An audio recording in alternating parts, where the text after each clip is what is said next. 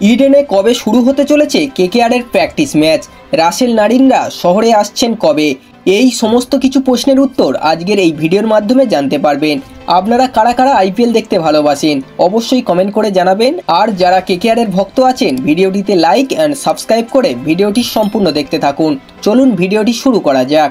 ইতিমধ্যে আইপিএলের ঢাকে কাঠি পড়ে গিয়েছে। 10টি ফ্র্যাঞ্চাইজি নিজেদের মতো করে প্রস্তুতি সেরে নিচ্ছে।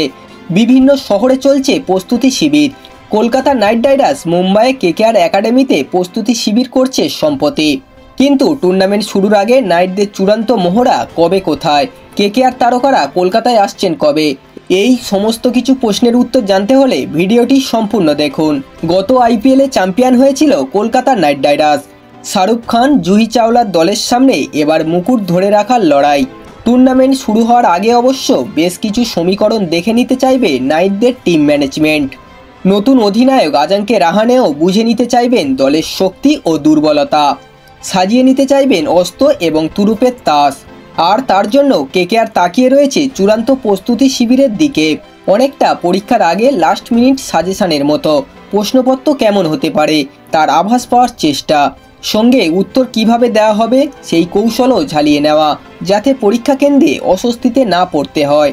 নাইট শিবিরও তাই ঘরের মাঠ ইডেন গার্ডেন্সে চূড়ান্ত প্রস্তুতি নেওয়ার পরিকল্পনা করে রেখেছে। 10 ও 11ই মার্চ দুদিন ধরে কলকাতায় আসবেন ক্রিকেটাররা ও সাপোর্ট স্টাফেরা। 10ই মার্চ ভারতীয় ক্রিকেটারদের বেশিরভাগেরই শহরে চলে আসার কথা। বিদেশি ক্রিকেটারদের কেউ কেউ 2-1 দিন পরেও আসতে পারেন বলে শোনা যাচ্ছে।